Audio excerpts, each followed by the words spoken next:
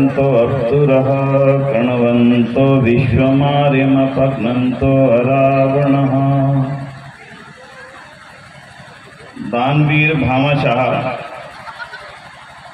दाऊ तुलाराम आर्य परगनिया जी के इस पैतृक स्थान पर आज उनके स्मरण करने के लिए आयोजित इस विशेष आयोजन के आयोजक छत्तीसगढ़ प्रांतीय आरक्षणी सभा के माननीय प्रधान जी आदरणीय पटेल साहब राम कुमार जी, मंत्री महोदय आदरणीय अवनी भूषण कुरंग जी और उनकी सारी टीम, विशेष रूप से जिन्होंने यहाँ का सारा आयोजन किया। और आज हमारे बीच में विशेष रूप से उपस्थित आदरणीय श्रीमान विश्रा राम यादव जी, जो कि संघ चालक के दायित्व को लंबे समय तक निभाते रहे और आज हमारे बीच में हमें आशीर्वाद देने के लिए यहाँ उपस्थित हैं। और साथ ही आदरणीय भाई श्रीमान जीवर्धन शास्त्री जी, जिनको भी आपने सुना थोड़ी देर पहले, राजस्थान से हमारे बीच में पधारे, और आदरणीय श्रीमान राकेश जी आर्य, जिनको भी आपने सुना। मेरा छोटा सा अनुरोध है, अगर थोड़ा सा संभव हो तो अगर आगे आ सके तो अच्छा रहेगा। छाया ही है, थोड़ा सा आगे आ जाए तो आप कुछ वार्तालाप हो जाएगी आपसे। थोड़ा सा आगे बैठ जाओ आप ना बेटा, बैठ जाओ। हाँ बैठ जाओ, हाँ बैठ जाओ, होती रहेगी रिकॉर्डिंग। यहाँ से इधर आ जाओ, चेयर लेके बैठ जाओ। सबसे पहले तो मैं बहुत बहुत बधाई दूंगा इन सभी बेटियों को, बालकों को, इन विद्यालयों के, जिन्होंने बहुत ही सुंदर, बहुत ही शानदार व्यायाम सीखा और उसको यहाँ पर प्रदर्शित किया। इसके लिए मैं आप सभी को, आपके विद्यालय संचालकों को और जो आपके सिखाने वाले हमारे भाई यहाँ पर उपस्थित हैं, क्या नाम उनका, सत्यम जी, भाई कपिल देव जी और उनकी पूरी टीम को बहुत बहुत बधाई देता है। एक बार उनके लिए जिन्होंने शिक्षण दिया, इनके लिए कर्तव्यधारी द्वारा उनका अभिनंदन करते हैं। छोटी बात नहीं होती, 7-8 दिन में बहुत चीजें सीखना। हमारे भाई सुधीर जी उपस्थित है, मैं क्षमा चाहूंगा मैं ध्यान नहीं दे पाए। और साथ ही इसके पश्चात में जो आदरणीय दाऊ तुलाराम जी ने जो एक संकल्प लिया, कोई छोटा संकल्प नहीं था। ये बच्चों से मैं छोटी छोटी बातें करूंगा, छोटी छोटी जो बेटियां यहाँ पर उपस्थित हैं, तो छोटी छोटी बातें। इतनी देर तक बैठना आसान नहीं होता जितनी देर तक आप बैठे। और ये भी हमारा सौभाग्य है कि हमारे इस क्षेत्र के विधायक माननीय साहू जी भी यहाँ पर पधार चुके हैं। उनका भी कर्तव्य द्वारा अभिनंदन है। उनको भी मंच पर लाने के लिए हमारे पटेल साहब गए, वे भी मंच पर आएंगे। एक बार जोरदार तालियों द्वारा उनका अभिनंदन कर दें। तालियों की आवाज ऐसी हो जो उन तक जरूर पहुंचे।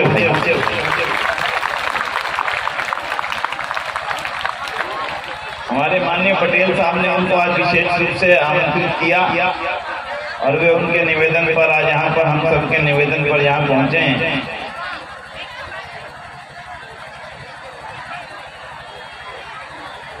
मैं उनका इस भूमि पर पधारने के लिए छत्तीसगढ़ प्रांतीय आरक्षणी सभा की ओर से और आर्य समाज की ओर से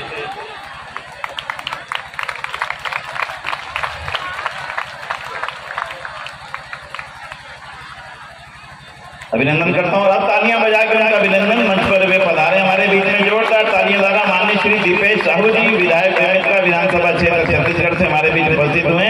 एक बार जोरदार अभिनंदन। पुनः उनसे निवेदन करके आए और स्टेज पर अपना स्थान ग्रहण करें। आइए, नमस्ते।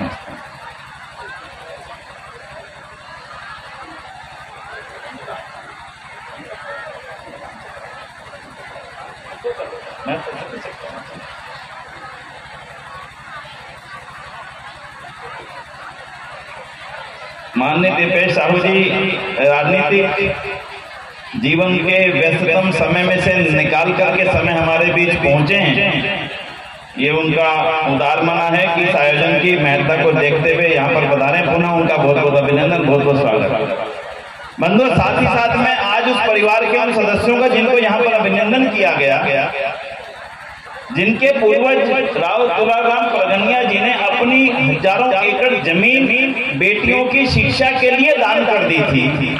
उनसे तो मैं मिल नहीं सका, उनके दर्शन नहीं कर सका, लेकिन आज इस भूमि को भी नमन करता हूँ। जो उनके पारिवारिक जन यहाँ पर उपस्थित हैं उनको भी आप सब की ओर से नमन करता हूँ कि आर्य समाज आज उनको स्मरण करता है और संस्मरण समारोह में उन सभी का पुनः अभिनंदन करता है। मुझे मालूम है माननीय विधायक जी के आने के पश्चात बोलने का बहुत ज्यादा क्रम नहीं रह जाता और हम चाहेंगे उनको सुने और कुछ चर्चा में उनसे पूर्व आप सबके सामने बेटियों के साथ करना चाह रहा हूँ।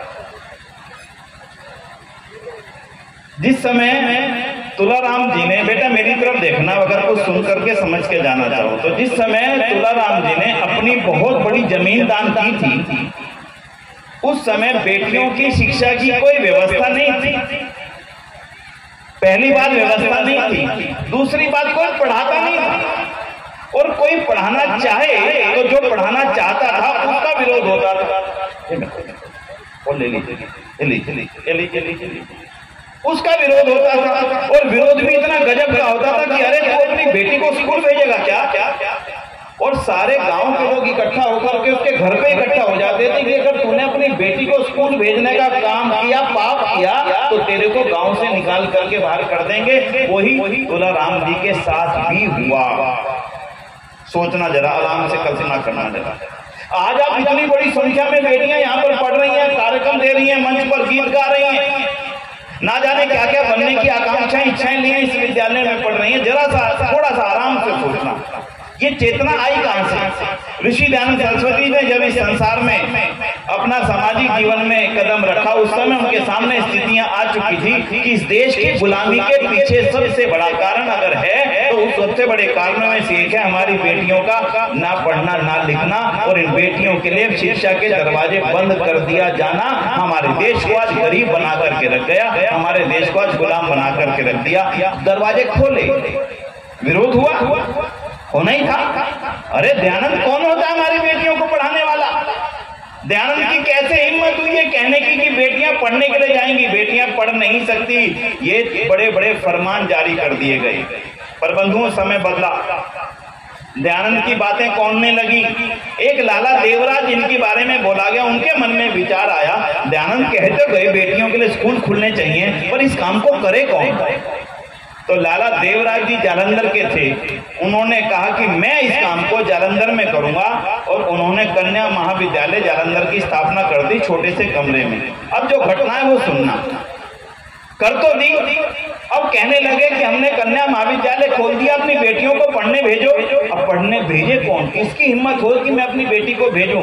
बड़ी मुश्किल से किसी को तैयार करके जैसे तैसे 2 बेटियों को भर्ती कराया गया कन्या गुरुकुल में कि तुम्हें पढ़ाया जाएगा। जिस दिन उनको शाम को, जिस दिन उनको पढ़ने के लिए बुलाया गया, उसी दिन सारे के सारे जालंधर के बहुत सारे लोग इकट्ठे होकर के लाला देवराज के घर पहुंच गए और कहने लगे तुम हमारे लिए हमारे साथ पाप करना चाहते हो और तुम्हारी हिम्मत कैसे हुई हमारे घर वालों को ये कहने की, तैयार करने की कि अपनी बेटियों को पढ़ाने लगना है। लाला देवराज अपनी आत्मकथा में लिखते हैं, कभी कभी मुझे लगने लगा क्या वास्तव में मैं पाप तो नहीं कर रहा।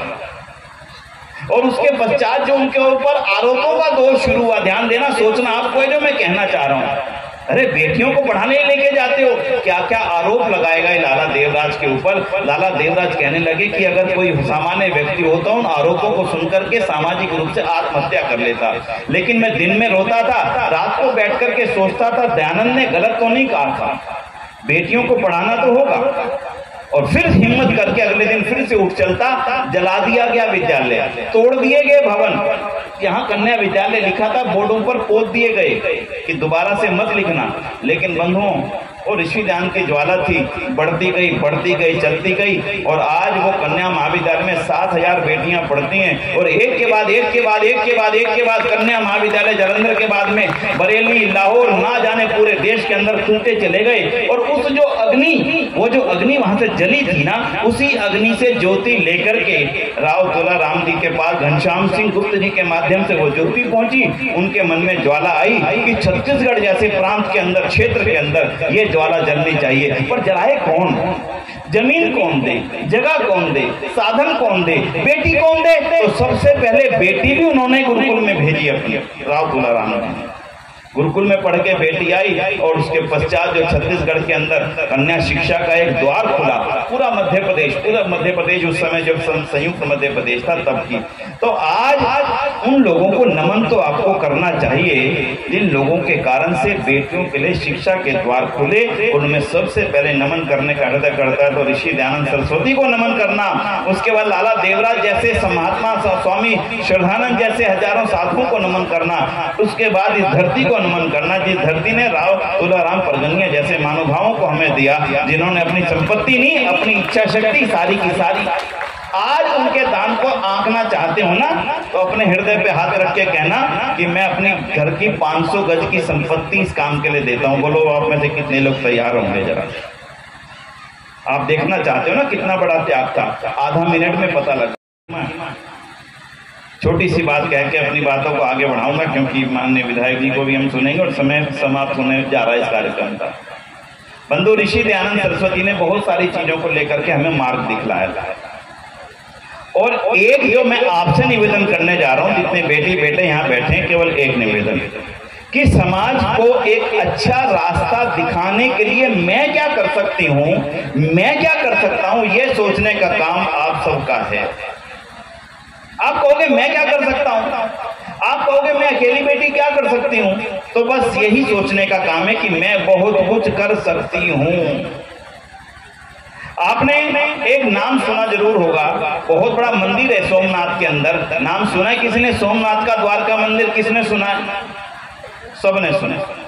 सोमनाथ का द्वारका मंदिर तोड़ा गया और अरब से आया हुआ एक लुटेरा हमारे यहाँ पर आया और उसने सोमनाथ का मंदिर लूटा तोड़ा। उसका नाम मालूम है किसी को? कोई नाम मालूम है किसी को आप में से? क्या नाम भाई साहब? मोहम्मद गोरिया। गजनी आया था भाई साहब, माफी चाहूंगा, गजनी आया था, ठीक है जी। महमूद गजनवी आया हमारे मंदिर में, देखा लाखों रुपयों के हीरे चांदी सोना जवाहरात रखा है। ध्यान से सुनना, जो मैं घटना क्यों सुना रहा हूं आराम से समझ लेना है। हमारे मंदिर में सोना चांदी जवाहरात की जानकारी मिली, महमूद गजनवी वहां से आया, अपने साथ घोड़े हाथी लश्कर लेकर के आया, मंदिर लूट करके आऊंगा। उसको इतना लगता नहीं था आसान कि मंदिर को लूटना इतना आसान होगा। वो आया मंदिर लूटने लगा, और मंदिर लूट करके जब पहली बार वापस गया तो उसके हाथ में जिसके पास में जितने हाथी घोड़े थे सब भर गए, और इतना सारा सामान वहीं की वहीं रह गया, वो लेकर के नहीं जा सका। लेकिन उसको यहाँ पर कोई विरोध नहीं मिला, किसी ने विरोध नहीं किया। वो अपने गजनवी नामे में एक बात लिखता, वो बात सुनाने के लिए बस मैं आपके बीच में खड़ा हुआ। वो ये लिखता है, जब मैं मंदिर लूटने के लिए अपनी 10,000 फौज के साथ गया तो वहां हजारों लाखों लोगों की भीड़ थी, और वो लाखों की भीड़ देख करके मैं एक बार को लग गया कि कहीं ये मुझे लूटने से रोक ना दें, कहीं मेरी सेना को मारने के ऊपर हावी ना हो जाएं। लेकिन मैं हैरान हो गया कि वो हजारों लाखों लोग केवल हाथ जोड़ करके प्रार्थना कर रहे थे कि हे बाबा सोमनाथ, अपनी भी रक्षा करो और हमारी भी रक्षा करो। अगर वो 1 लाख लोग मेरी सेना पर 4-4 पत्थर उठा करके भी फेंक देते तो मेरी सेना के पांव उखड़ जाते और मैं दोबारा लूटने की हिम्मत नहीं कर सकता था। लेकिन उन्होंने मुझे हिम्मत दी और मैं 17 बार, कितनी बार लूटा हमारा मंदिर भाई साहब? 17 बार वो गजनी का मंदिर, वो हमारा सोमनाथ का मंदिर लूटता रहा। हम लूटते रहे, वो लूटते रहे, और आस्ता आस्ता उनको लगा जिनके मंदिरों को लूटना इतना आसान है, क्यों ना इस देश के ऊपर ही अपना अधिकार कर लिया जाए। और आस्ता आस्ता उन्होंने हमारे सारे देश के ऊपर अपना अधिकार कर लिया। हम गरीब हो गए, जो सोने की चिड़िया का भी ये देश हुआ करता था, ऐसा हो गया कि जिसके पास खाने के दाने ना रहे।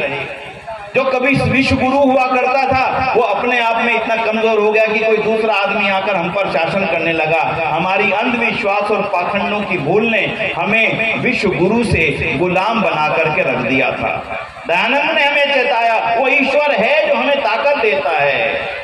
वो ईश्वर है जो हमें शक्ति देता है, वो ईश्वर है जो हमें बुद्धि देता है। काम करने की बुद्धि देने वाले का नाम ही ईश्वर है, ये शक्ति देने वाला का नाम ही ईश्वर है। केवल उसकी पूजा करने मात्र से दुश्मन से रक्षा तुम कर नहीं पाओगे। अगर तुम्हारे यहाँ पर कोई दुश्मन आ गया और हाथ जोड़ करके आप खड़े हो जाओ, सब लोग भाई साहब हमें बख्श दो, हमें छोड़ दो, क्या वो छोड़ देगा? छोड़ देगा क्या? क्या करोगे? जो कुछ हाथ में होगा, तलवार होगा, भाला होगा, लाठी होगी, पत्थर होगी, जो भी कुछ होगा वो लेकर के अगर ये सारे के सारे लोग निकल पड़ेंगे, वो दुश्मन कभी हमारे ऊपर हावी नहीं हो पाएगा। ईश्वर से शक्ति करके और दुश्मन से लड़ने की ताकत जब हमारे शेखर आजाद भगत सिंह में आई थी, तभी इस देश में आजादी आई थी। वो भी अगर हाथ जोड़ करके कहते रहते अंग्रेजों से, भाई साहब भाग जाओ, छोड़ जाओ, चले जाओ, क्या अंग्रेज हमारे देश को छोड़ करके जाते? क्या नहीं जाते। बस यही बात आज आप सबको जाननी है बच्चों। एक एक बेटी वो काम कर सकती है, एक एक बेटा वो काम कर सकता है जो अपने मन के अंदर ये इच्छा रख ले कि मेरी जिम्मेदारी अब इस देश के प्रति है, मेरी जिम्मेदारी समाज के प्रति है। केवल तुलाराम जी की जिम्मेदारी नहीं थी कि वो अपनी जमीन दे जाए, भूमि दे जाए गुरुकुल इन स्कूलों को चलाने के लिए। मेरी भी अब जिम्मेदारी इस देश के प्रति है, और जिम्मेदारी केवल उसकी होती है जो उसको मानता है कि हाँ मेरी जिम्मेदारी है। जो उसको स्वीकार नहीं करता उसकी जिम्मेदारी नहीं हुआ करती। समाज आपकी ओर देख रहा है, आने वाले समय में देश आपका है कि नहीं, रहेगा कि नहीं। कश्मीर के हालात आपको जानने चाहिए, केरल के हालातों को समझना चाहिए, आसाम मणिपुर के हालातों को जानना चाहिए, छत्तीसगढ़ की बेटियों की कि वहां क्या हो रहा है। हमारे छत्तीसगढ़ के अंदर ऐसी कोई परिस्थिति आने ना पाए, ये जिम्मेदारी हम सब की है और खासकर बेटियों की है। मैं दोबारा दोहरा रहा हूं, कश्मीर के हालातों को समझो बैठ करके आपस में, केरल के हालातों को समझो बैठ करके आपस में, आसाम के हालातों को समझो आप बैठ करके आपस में, और फिर देखना मैं इस देश की समाज की रक्षा